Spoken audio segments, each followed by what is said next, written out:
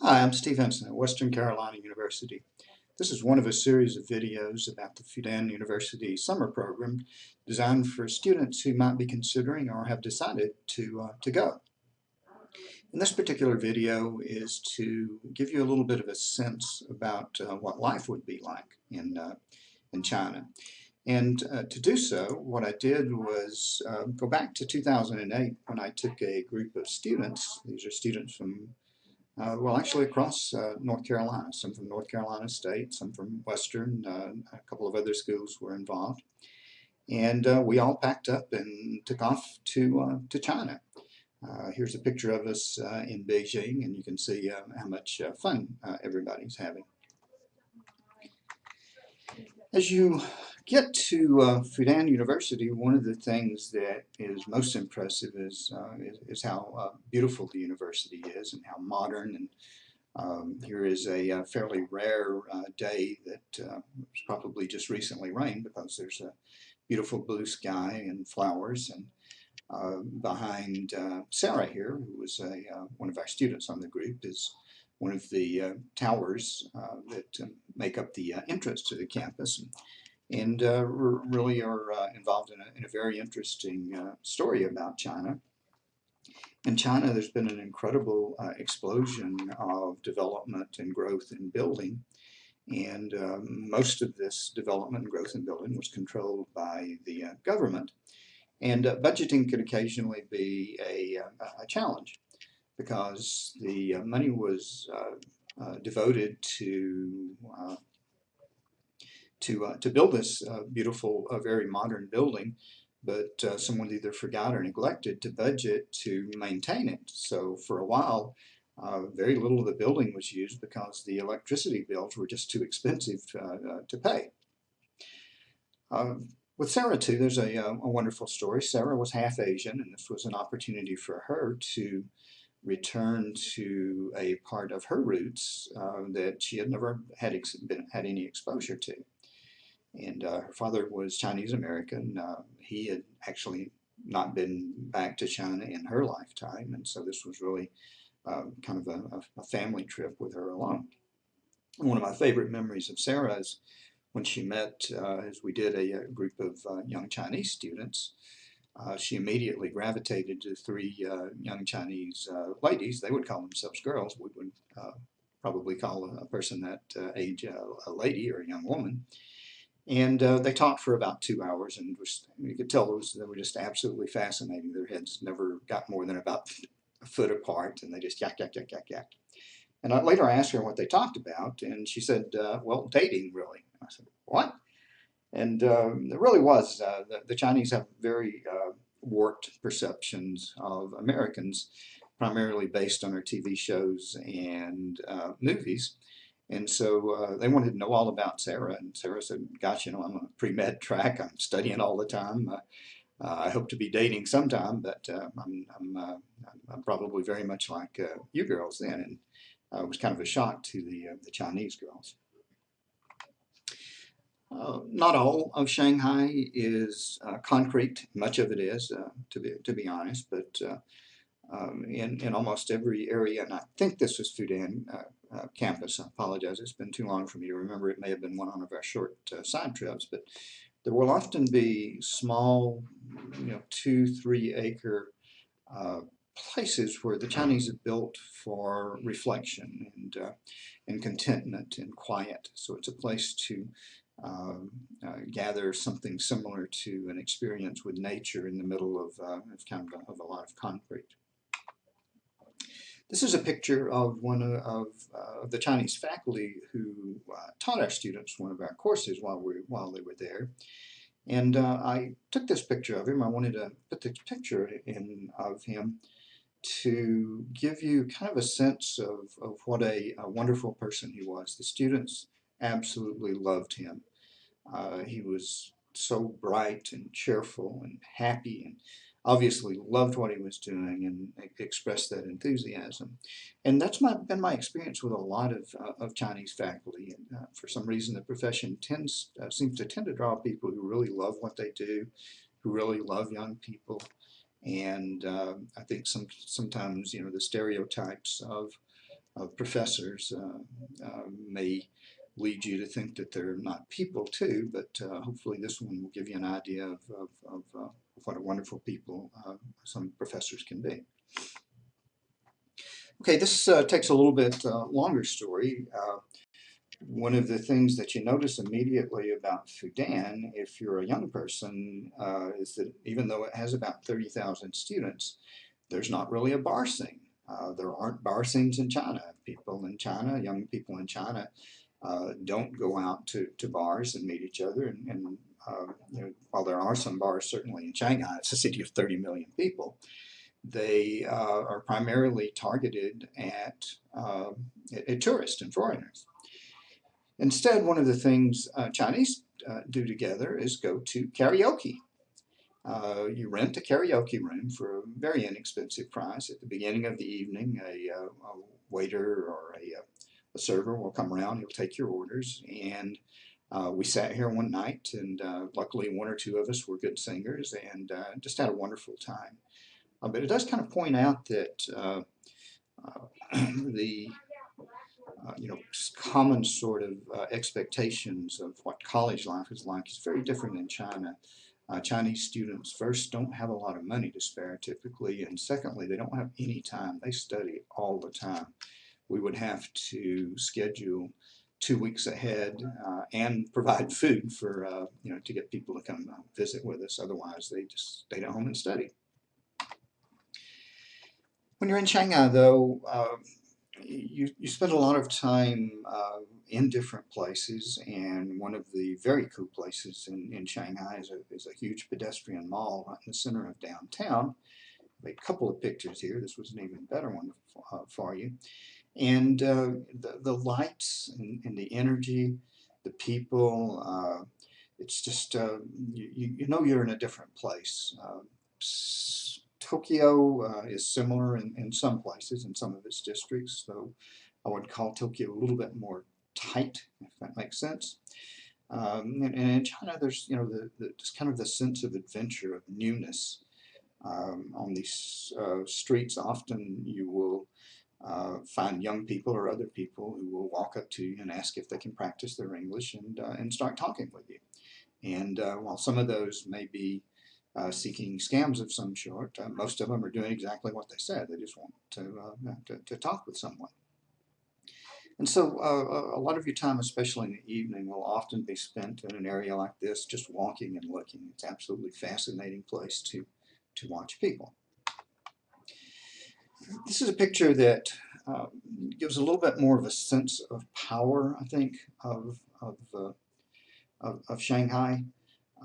And in some ways, that sense of so many people around you, so busy and working so hard, does become kind of a part of your life. You enter a very different mindset. I had a traveler friend of mine who talked about as he went to different countries actually putting on different brains. That's the way you would put it. I had to put on my China brain.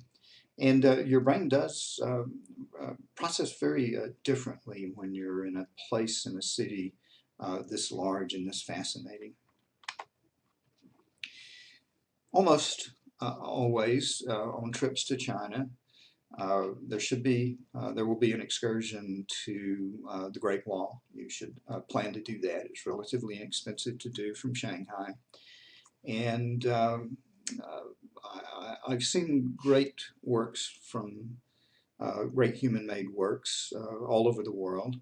The only thing that comes close to comparing to the Great Wall is the Taj Mahal, and the Taj Mahal is obviously a much, much smaller building. This wall in China expresses a lot about China. This was, I think, created in around 1200. It was something like 1,600 miles long. So if you can imagine building a wall around about half of the continental United States, you can see what this was. And all with hand-carved blocks and hand labor.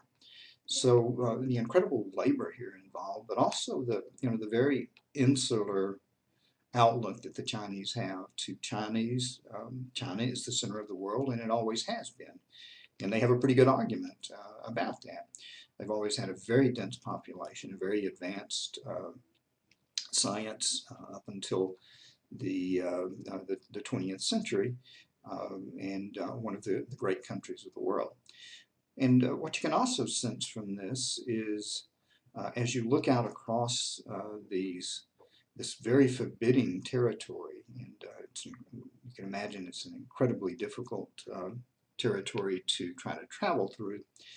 You can look out across the plains and kind of imagine a million Mongols, the hordes ready to come in and sack. So, the Chinese have also, rightfully so, always been very concerned with invasions from their less wealthy neighbors. And all of these things build a sense of history and a sense of place that you won't feel anywhere else. You can stand behind these walls and look out and see something special. This is also in Beijing, and it's one of those sort of rare tourist kind of places where there's actually a street with a lot of small little cafes and bars that are primarily um, occupied by Westerners or tourists. But even this is very different than anything you'd expect in a typical kind of area in a city in the United States. It's a very calm, very sedate place. There's small canals running by, and it's just kind of a great place to sit and watch and people watch and meet new friends. And this last picture I'm going to show here, I'm going to talk a little bit more about. It's one of my favorite pictures of China because it evokes the streets and the street scenes. This is actually a street scene only a block or so away from Fudan campus. And life is very different. This is a very early morning picture taken. And at about daylight, around 5 o'clock in the morning, it's one of my favorite times in China. I don't get up nearly that early in the United States, but in China, the air tends to be cleaner, the streets are cleaner, people are starting to move around, and flowing into town, often in very makeshift sort of transportation, will be wonderful foods and produces. This is a load of melons, but you'll see anything. Around this corner, there was a very large, probably 20,000 square foot market where you could go in and buy anything from watermelons to any kind of fish or meat that you wanted, fresh prepared and sold by local people. And this picture also, for some reason, arouses in me a reminder of the sense of smell. Smell is, our memory of smells is very strongly often associated with strong memories. And in China, you make strong memories. I've always thought of life as in terms of periods when nothing much was going on and I wasn't making much memories, and then the times when something special was going on. And I've been to China now 3 times, and all 3 were very special times filled with memories. I can look at a picture like this, I can taste the melons, I can remember sitting at the table and picking food from the wonderful banquets and eating is an incredible piece of it, but also just wandering down these alleys and looking and talking and thinking and kind of reflecting on humanity. I've always felt that the Americans and Chinese were about as different, or people in the United States and Chinese were about as different as you could get and still remain human. And so the places where we find commonality, to me, is humanity. And other things are sort of social traits. And it's amazing how many of those commonalities you'll find, the commonality of work, the commonality of effort, the commonality of humor, love, friendship, all of those things are just as important to the Chinese as they are to anyone else, and become a real foundation for you as you are understanding yourself and the rest of the world. And so I hope this brief little tour has given you kind of a sense of what it's going to be like. There will be time certainly in the classroom. Much of that time will be enjoyable. But the time that you will really learn from is the time spent off campus as you are wandering around the city, as you are looking at not only the kind of the tourist and the pedestrian areas, but at the way people really live, what life is like, and one of the great cities in the world. And that's the end of this video. There should be a couple of more that you will see links to, and we finish up by uh, taking you to Western Carolina University, where you can search for me.